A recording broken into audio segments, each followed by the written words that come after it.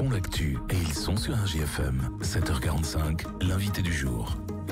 Direction Lavaux-Sainte-Anne ce matin, notre invité, le maire Samir Triki. Bonjour. Bonjour. Merci d'être avec nous. Meilleurs vœux évidemment à vous et puis à tous les habitants de Lavaux-Sainte-Anne.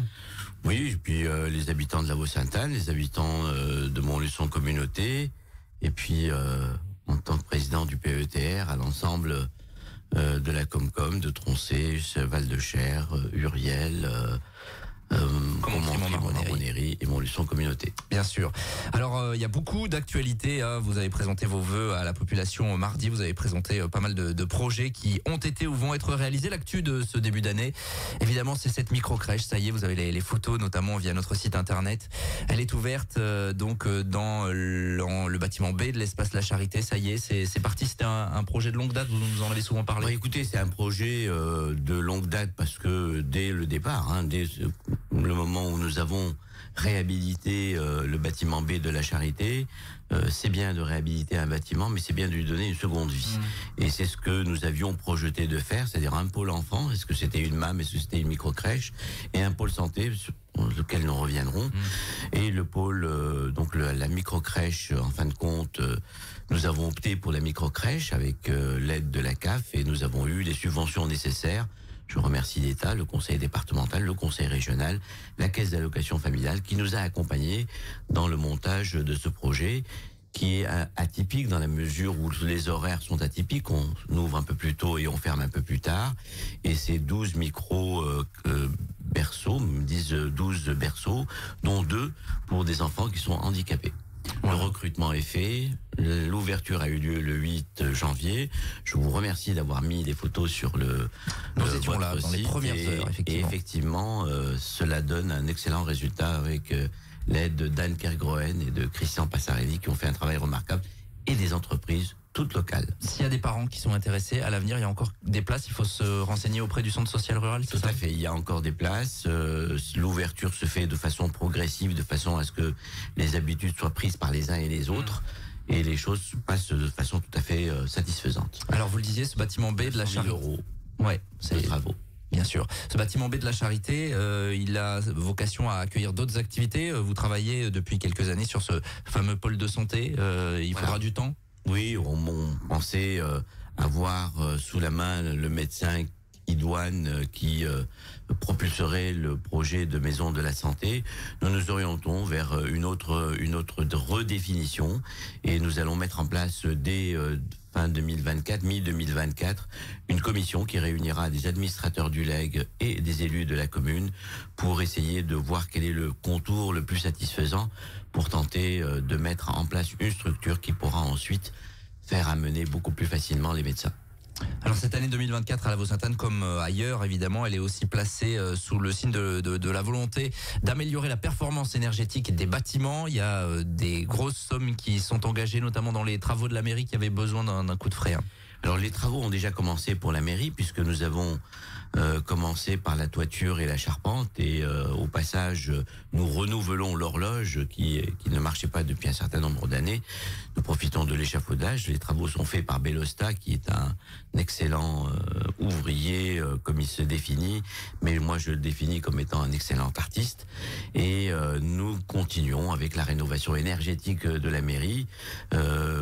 Étant dans un périmètre de site classé, l'église étant à côté, l'isolation ne peut pas se faire par l'extérieur, elle se fera par l'intérieur et nous changeons complètement, c'est-à-dire que la salle du conseil actuelle, ce sera le secrétariat et l'accueil, ça nous permettra aux gens qui ont une mobilité réduite d'y accéder, et puis le secrétariat actuel sera la salle du conseil. Donc de grands travaux autour de 980 000 € TTC, avec des subventions de l'État, du conseil départemental, de la région.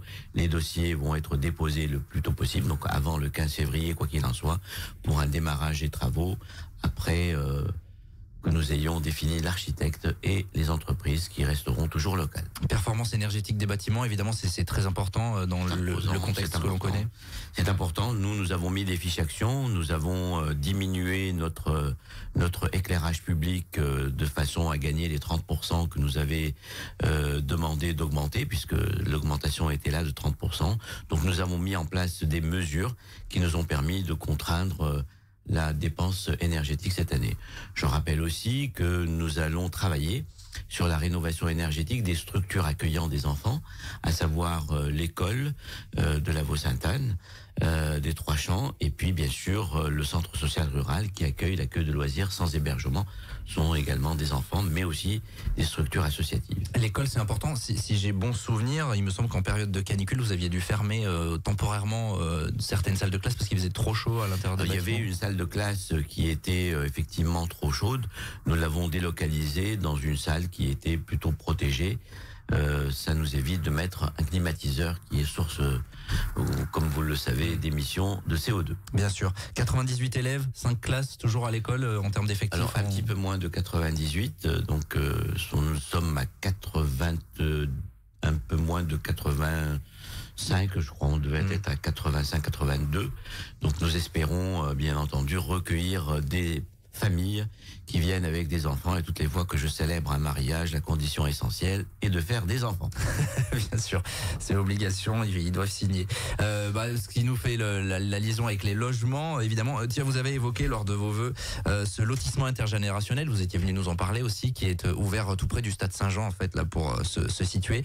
Il y a 0 vacances, ça c'est très positif. Oui, c'est vrai que lorsque nous avons mis en place ce projet de rénovation, de mise en place de ce lotissement intergénérationnel, qui se situe à 1200 mètres à vol d'oiseau du quartier de la Rotonde, donc vous voyez un peu la proximité, il y avait 11 logements et on nous avait demandé de faire un business plan avec 15% de vacances, et il y a 0 vacances et puis une liste d'attente qui est importante. Je rappelle que c'est un PLS, donc les loyers sont contraints. C'est des normes HQE. Le chauffe-eau est en place avec un chauffage solaire. Donc, si vous voulez, c'est toutes les commodités avec une dépense énergétique qui est ramenée au plus bas, quoi. Avec la proximité également du centre social La Charité, il y a un petit cheminement piétonnier, alors qui monte un peu pour y aller. Qui monte un tout petit peu, oui, mais enfin, nous avons mis en place aussi une navette avec une voiture électrique qui permet d'aller récupérer les personnes qui souhaitent participer aux activités du centre social. Le centre social, d'ailleurs, vous me tendez une perche. Nous avons un référent senior, mais aussi on a aussi un référent personnes âgées et un référent famille, ce qui fait que nous allons nous occuper aussi près des personnes âgées, mais aussi de toutes les familles qui trouvent des difficultés, et la référente famille est là pour les aider. On parlait de lotissement, il y a la requalification en cours du quartier Beau Rivage qui n'avait pas eu de requalification, de rénovation depuis de longues années. Depuis 60 ans. Depuis sa création, donc c'est 1 500 000 € de travaux, avec le Sivom de Doyer qui a changé toutes les canalisations d'eau et qui le nécessitait. C'était du fibrociment.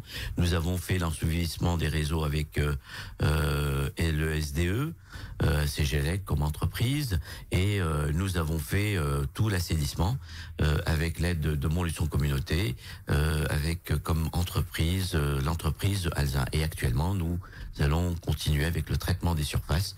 Les entreprises doivent démarrer la semaine prochaine à nouveau, compte tenu des conditions climatiques, pour environ 4 mois de travaux, et je fais un appel aux Beaurivois pour leur grande patience, parce que c'est vrai, 1 an et demi de travaux, c'est beaucoup, mais ils le nécessitaient, et ce sera un super projet. La preuve, c'est que le quartier de Châteaubrun nous sollicite, et nous allons mener également une étude pour faire la requalification du quartier de Châteaubrun. À la Vaux-Sainte-Anne, il y a aussi des associations qui sont dynamiques. Vous avez également évoqué le fait, ou certains de vos adjoints l'ont évoqué, la volonté de créer une banque de bénévoles interassociatifs, parce qu'on sait qu'il y a un petit peu de crise du bénévolat, hein, un petit peu partout. Alors nous avons la richesse à la Vaux-Sainte-Anne d'avoir un tissu associatif qui est très riche.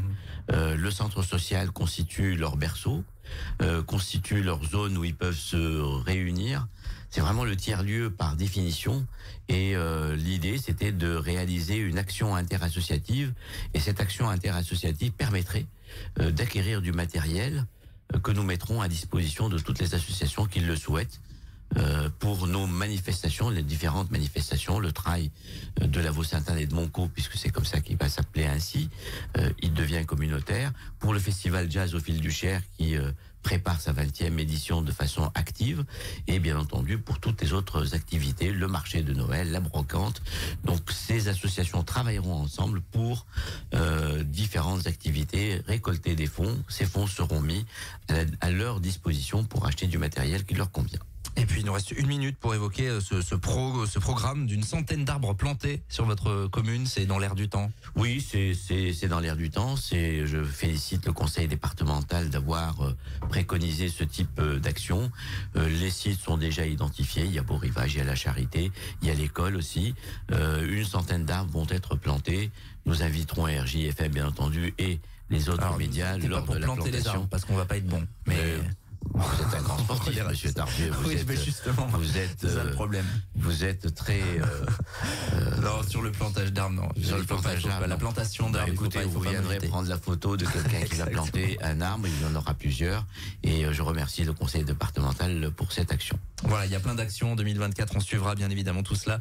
On en a parlé en antenne, vous voyez, en 11 minutes, on a tout calé. C'est parfait. C'est parfait, ouais, je vous remercie d'avoir synthétisé les différentes actions de la Vaux-Sainte-Anne et tous mes meilleurs vœux pour tous vos auditeurs et pour vous aussi.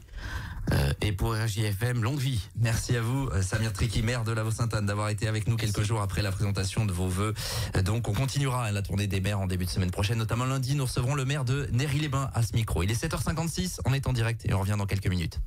Tous les matins, 7h45, l'invité du jour en direct sur RJFM. Retrouvez l'invité du jour en podcast sur rjfm.net et l'appli RJFM, mais aussi en replay vidéo sur YouTube et Facebook. RJFM.